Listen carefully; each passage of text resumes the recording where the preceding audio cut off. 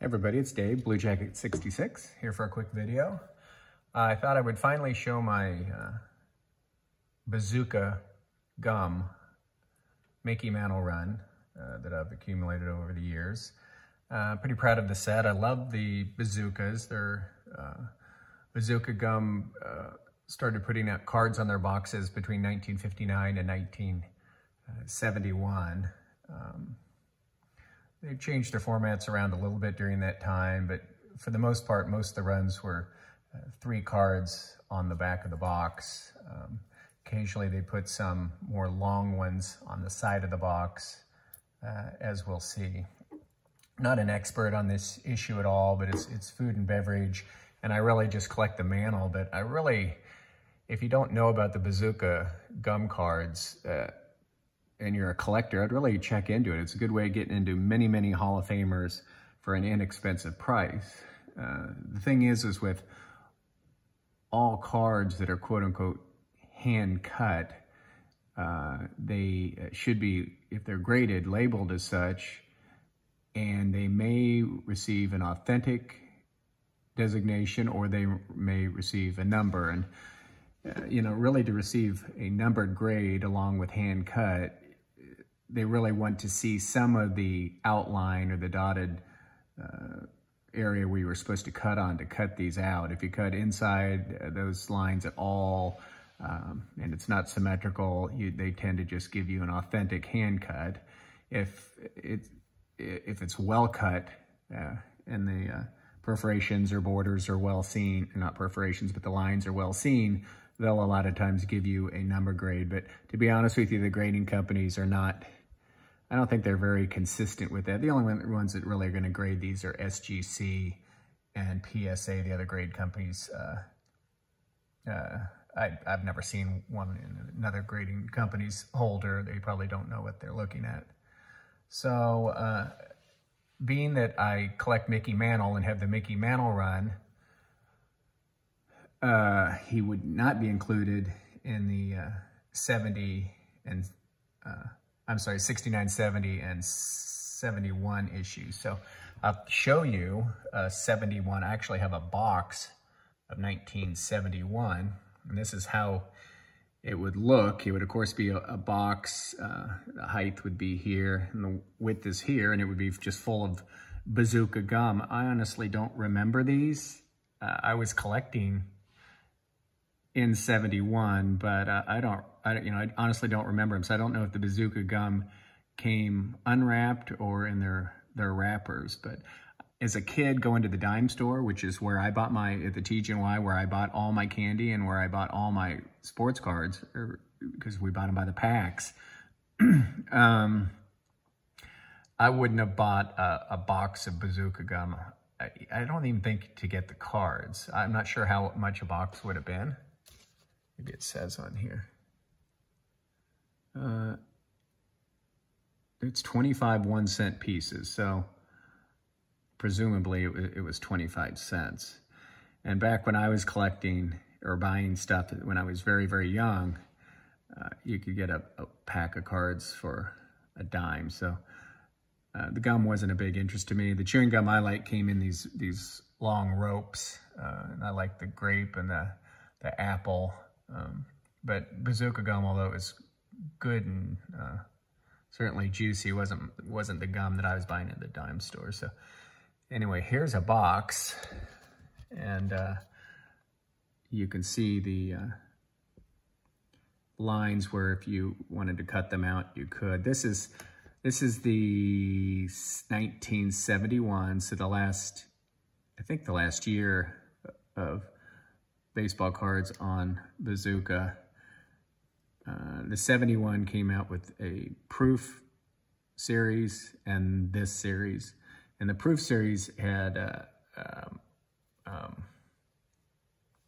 numbers. These are unnumbered, but the proof series were numbered.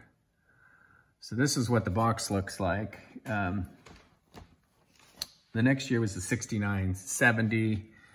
And this is what that box looked like with the all-time greats. You can see there was on the edges of the box There is 2 players. And we have Mathewson and Grover Cleveland. And here's the baseball extra card that you could cut out too. Chief Bender, Cy Young. So that's a cool box. And you get the idea what the size of the box was there. Okay, so the first Mantle is the 1968. And it's a little bit different than some of the others you'll see. And I just love this. It would have been 4 of these different players on a box, much like this. There would have been 1, 2, and then 3, 4 on the edges instead of the back. But this one is really, of the Bazookas, very, very, one of the tougher issues for sure. And in a PSA, that's very, very, very uncommon. I did go for just a PSA run of PSA 8s on these, but I ended up not doing that. This 60, 62 were just too expensive in an 8, so I just got really, really nice hand-cut authentics. And the 59 would be ridiculous to try to get in an 8. Here's the next year down, which just started with the 68, and we'll go through the 59. This is the 66, 67 in an 8.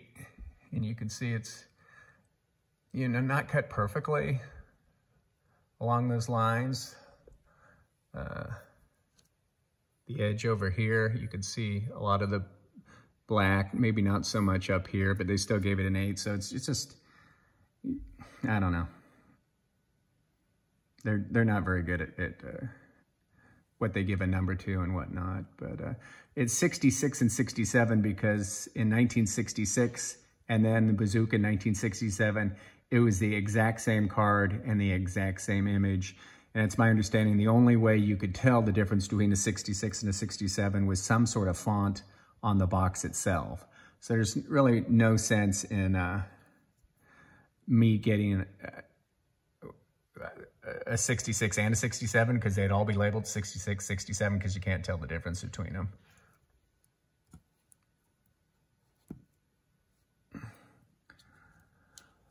So the next is the 65. Again, it says hand cut. It's an 8. He's batting left in this. I think a few of these issues have variations where Mantle's batting right and left. I'm not sure what the other one is, but I don't have any interest in doing that. I just wanted to get one for each year. Well, another thing about these cards is not only they're beautiful, they kind of have some, I think, unique images. So that's the 65 in an 8. Next is the 1964 in an 8. Again, these would all be just blank bat because it's just the inside of the box. A lot of play. I think most of these years for the Bazooka had anywhere, I think some of the early ones had 23, 24 different players, but for the most part, they had like 36. There may have been a couple years where they had up to 40, maybe a little more, but if you bought your gum, it's probably been pretty reasonable to get a set together, but I really don't know if there's any scarcities or lower print runs within the set. So next would be the 63, and when I was getting this ready to do the video, I realized I can't find my 63, so that's a big bummer, but it is what it is. So here's the 62, and 62 and 60 are really pricey. So I got this in authentic hand cut, and as you can see, you can't really see any of the black border over here. So it does not gonna get a number, but it's essentially, you know, a mint card, but no different than these others that are 8s, other than,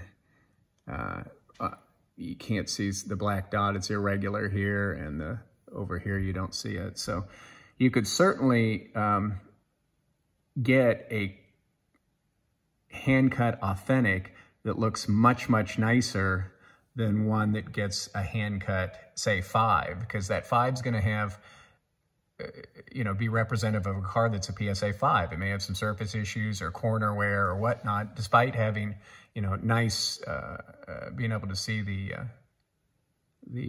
cutting outline there. So that was the big thing about the 59 that I'll show you, is that you can get an authentic that's much, much nicer than one that has a mid number than, say, a PSA 2, 3, 4, 5.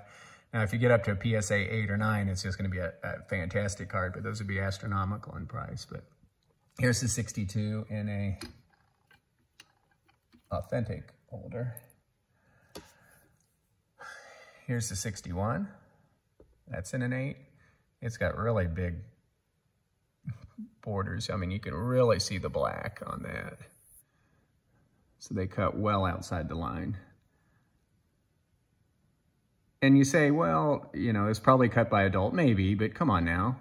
You think a 10-year-old can't cut straight lines outside a dot? So who knows when these were cut. But because I'm sure boxes can be found just like those boxes there.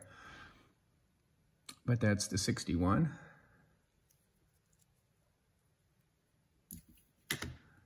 And here is the 60 at 2, kind of authentic, because as you can see a little bit of the black dots for cutting, but none along the top or the right side. But otherwise, it too is minty. So when I knew I wasn't going to get a PSA 8 for the 60 and 62, I made sure I got mint appearing cards so they'd look as good as my other cards, despite them not having the complete borders. And the king of all the bazookas is without question the 59. This was their first year. They took up the entire back of the box, and this is the classic bazooka mantle. And it is authentic. It took me a long time to get one. The prices of these are variable, and if you get one with a number, they're extremely high. This one, you can see the cuts coming down here nicely, then they went a little bit deep here. But the important thing is it's got a beautiful back. It's got these things that tend to get snowy, and it's not snowy at all, no print dots. It's a perfect, it's a perfect card, other than, it wasn't cut perfectly. So this card, I guarantee you, is much nicer than if you would find a 59 Bazooka Mantle that's in a PSA 4 or 5. What that's going to tell you is that got a number because they cut the borders nice and you can see all the dots, but there's going to be PSA 4 or 5 type corners and surface wear and whatnot. So it makes 0 sense unless you got the big bucks to find yourself a PSA 7 or 8. And I don't think I've heard of one above a 7. And just wait and be patient. Get yourself a 59 that's authentic, that has fantastic eye appeal. So I'll have to find that 63. That's disappointing. I'm sure I don't know where it is, but so that is the Bazooka run, 1959 for Mantle, all the way up through 1968. I love the 68. That's besides the 59. And the 59 is by far my favorite. And then I really love the 68. You really don't see that one very often. So look into the issue. You may not want Mickey Mantle, but maybe you want Johnny Bench or Clemente or Mays or one of your favorite players. Bazooka gum cards, hand cut right off the box. Thanks for watching. Talk to you later.